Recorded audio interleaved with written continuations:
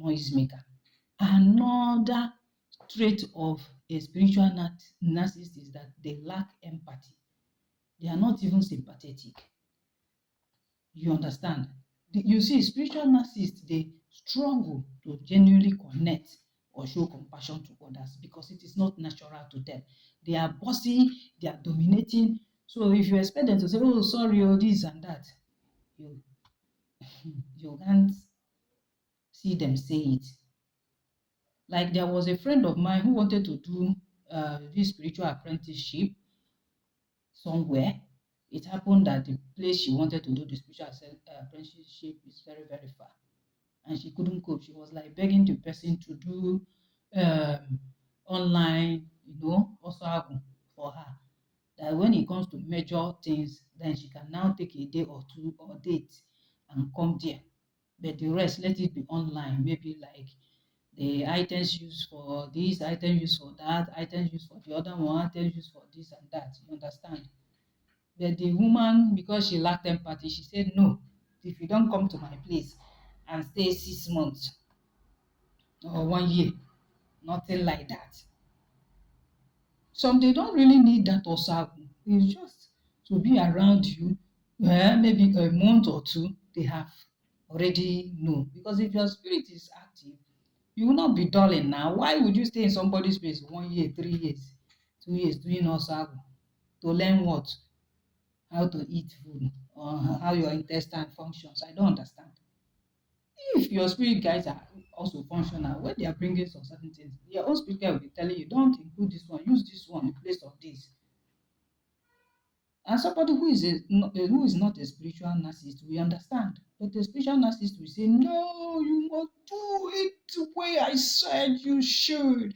You must use this leaf, you must use this herb, you must use this chicken or fowl. In absence of that fowl, no other fowl. You should start looking for, you must look for that fowl. No other fowl should be used. Is that one that they mentioned? You see that? And also, another key trait of a spiritual narcissist is that they need admiration.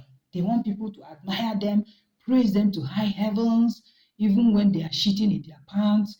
You say they are not shitting. No, the AC is on. That is a spiritual narcissist for you. They always seek validation and praise for their spiritual knowledge or experiences. Oh, what is that? Their big name that they call themselves. Oh, let me not say anything before I go and mention somebody's title and the person will now think I'm coming for him or her. They answer bogus names. You understand? Ọkụ na-agba ọzara, isi afụlụkwaba okpu, nganga mpi, igigigigigigigi, that's a spiritual narcissist for you. Mr. I do know. Madam, I know it all. If it is not this way, nothing. Now, they have negative or positive impact on relationship. You will see that impact on relationship, that that when you have dealing with a spiritual narcissist can lead to toxicity, toxicity in relationship, because they will use spirituality to justify their harmful behavior, like those that sleep with women. If I don't sleep with you, nothing, the work will not go, it will not work. Okay, if you go for one that maybe you need for all these people who need to be attractive to men, they'll say they'll do 1 or 2 works for you, but they must test it on you. Male Dibias, they must test it on you. Likewise, on female Dibias, when some clients come to them for consultation, immediately they look at the man, read the star, do divination, ask him some direct question. That one, you know, go know now. Your wife will say, I'm not married. Girlfriend will go, it's been long, I'm on my own doing this. They say, this one fresh fish, ajala fresh fish. They just start working on the man. The next thing you hear, someone has tied a man. And so everything is working for. You'll be bringing for her and her children if she's single, or the divorced or whatever. You see that? Using spirituality to justify their harmful behavior. Sometimes they will arrogate themselves as gods or as deities. That since you did this, this and that will happen to you. Just threatening you up and down. That's how they behave. They might use spiritual concepts to justify their actions or dismiss other concerns. That they are the be all, see all, end it all, and have it all. That's the spiritual narcissist for you. Is majorly found in male spiritualists, male Dibias. They'll say without them, nothing can go on. Without them, the females cannot appease their deities. Without them, breaking of kola nut is not going to be possible. A woman doesn't do this. A woman doesn't do that. A woman must do this. She should not do that. That is them. Using spirituality to justify harmful behavior. Some of them even smoke Igbo. And when they come online, they pretend as if they are saints. Of course, you know the nature of Igbo. It's also medicinal, but once someone is abusing it and even saying it is part of spirituality, not that his own kind of definition is he sees, but he uses this alpha to do the consultation. Sometimes he doesn't do it by himself. He gets somebody that does it, and he will now be, taking notes and maybe asking some questions. You can't say he's the one that is doing the divination at that point in time. It's not. After some time, it will be like give his workers duties, assign them to do one or two things. Then he goes behind his shrine to sit down and start smoking Igbo. And the next thing you start seeing him behaving erratically. Little thing that you say, he will explode and start shouting. That one now, spiritualist, that is using spirituality to justify harmful behavior. And at that point in time, that kind of person can rape a woman when they will be telling you to tie a wrapper and do one or two appeasement. You don't have to wear gown. Such a person, once smoking that thing, oh God, that woman, yeah, that woman free of charge and nothing will happen. He will tell you it's the spirit that directed him. It is the deity. Some of them will say they smoke it so that the deity will be high. The deity will be powered in their shrine. Hello? Meanwhile, they have erectile dysfunction. They cannot raise it up without smoking that thing. You see it, instead of seeking for a cure, for herbs, for food that will restore them, their masculinity, they make this thing to be functional. They depend on Naibo and they justify it using spirituality. That is when you see them, some of them, they beat their wives and tell her to keep quiet so that the lady will be afraid of them, the wife will be afraid. You understand? You marry a wife and you tell her not to use a phone that have WhatsApp, that you are the head, you're the one in charge, you have the OP is under your control. That is just it. Some of them, if I continue listing out their negative behaviors, this video will be longer. So I've just given a few examples for you to know how spiritual narcissists use spirituality to justify harmful behavior. Domestic violence, they carry it out on their wives, even on their children, even on people they feel those ones are doing better than them. They also create dependency. That's one of their traits. They create dependency so that you'll be dependent on them. There's no spiritual work you can do without them being around. There's no spiritual work that you can do successfully without them participating in it. They will even tell you have to share the money into two. Then you will be stranded. How do you appease your spirit guide? How do you energize them? You have nothing. They will take all the money from you. and tell you, am I not the one that taught you how to do this work? Am I not the one that did it? Listen, somebody who is not a spiritual narcissist will give you wings to fly and tell you, go and do the spiritual work. Even list out the spiritual items, do it. Be confident in yourself. Summon your resumes and believe it is done. They'll be watching you. Just do it. Give you, the leeway. Do it.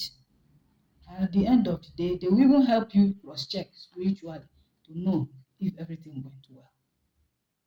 That's someone who is not a spiritual narcissist. But a spiritual narcissist will say, I will do everything. Even they will tell you, come and stay so that I will do it.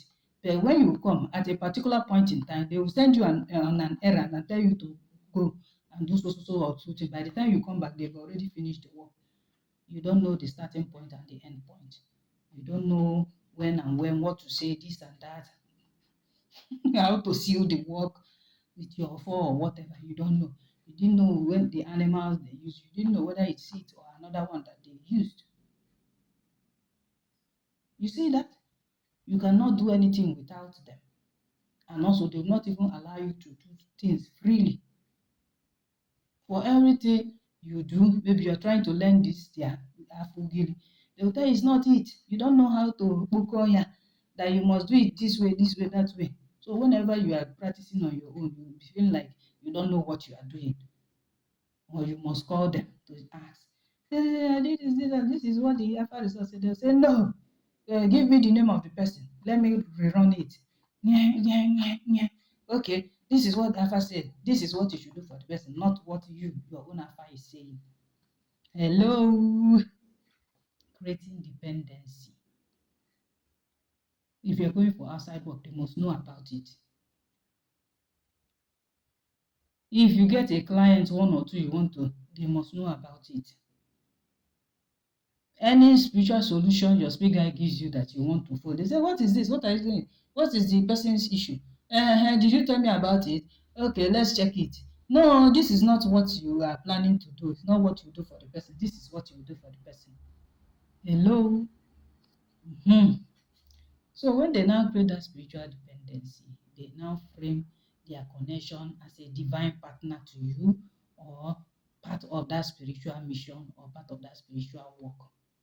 Then also there is trust, lack of trust. The trust will erode in spiritual communities, because when you are talking about the toxicity that comes from a spiritual narcissist, people will not trust you. That spiritual narcissist will always exploit the vulnerable people, will always create division, as in there will be no unison.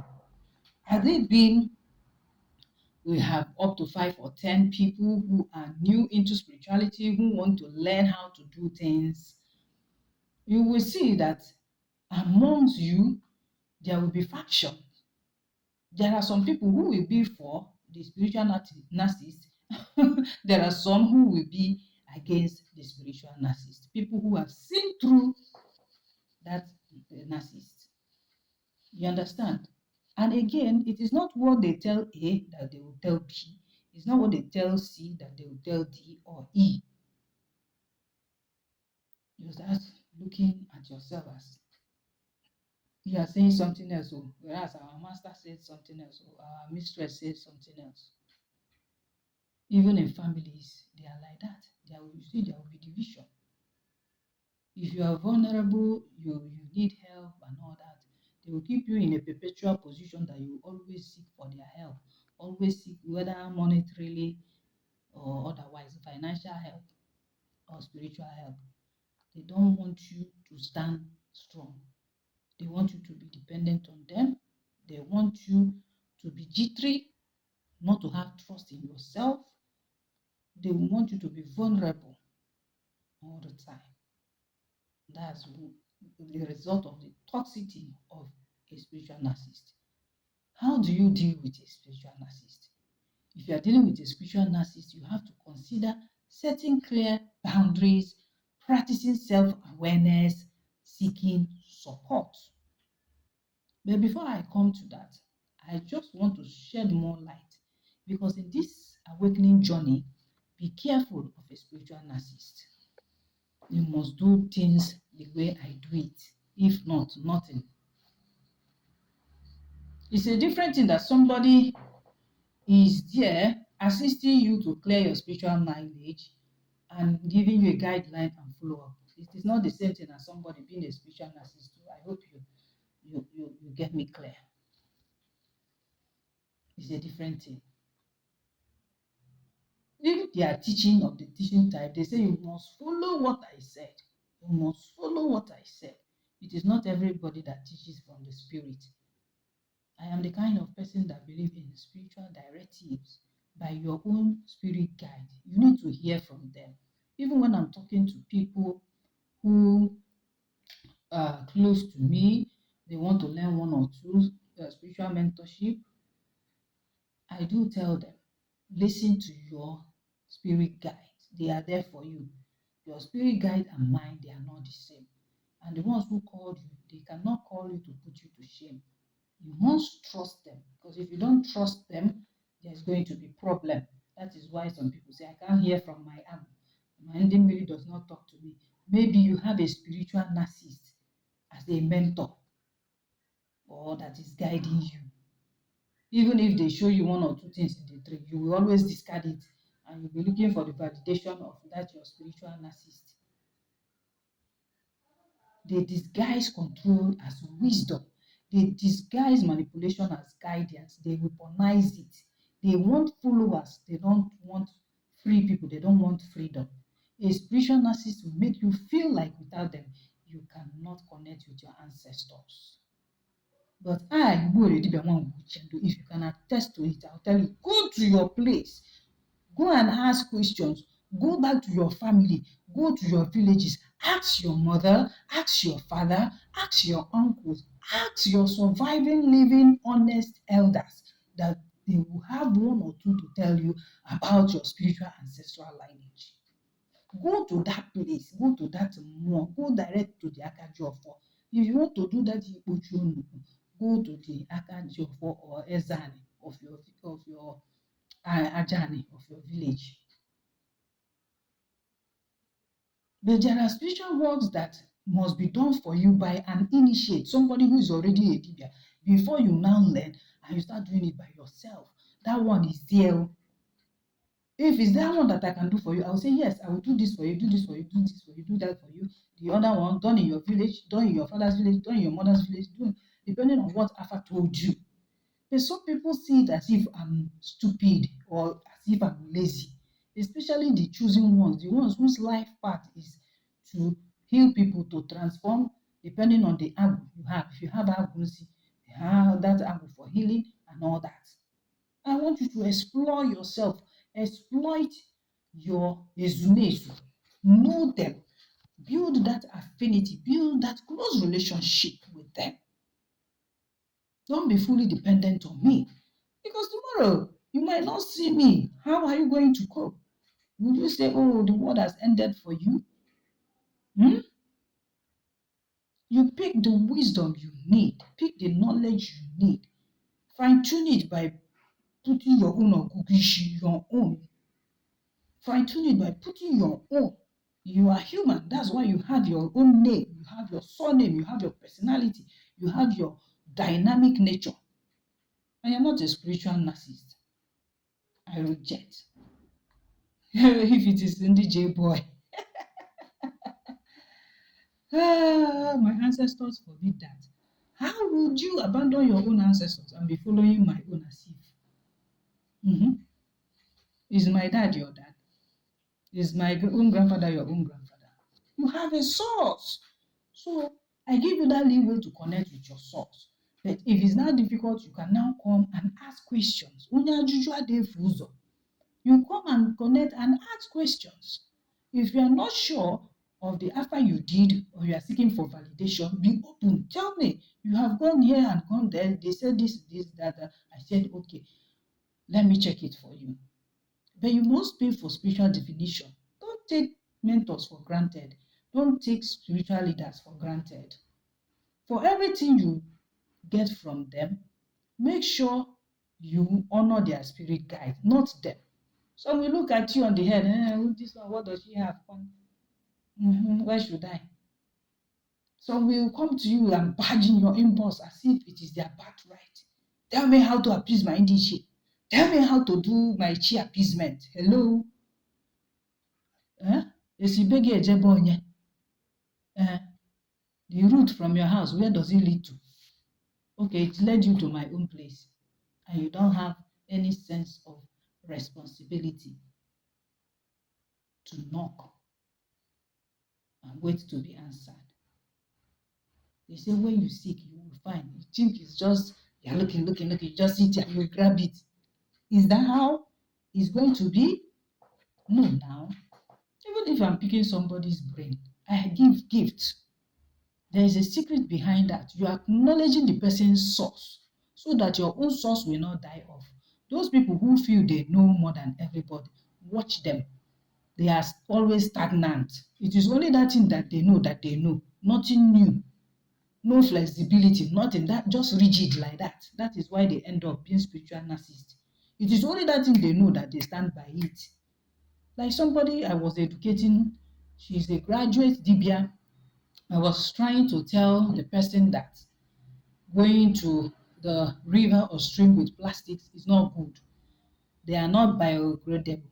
If you look for items that are biodegradable, they started arguing unnecessarily whether it's ordinary. They use basket. Hello, there is nothing you cannot use to do sacrifice when it comes to the natural product. You can use oko, you can use calabash, you can use basket, you can even use akwukwo plantain, depending on what you are offering.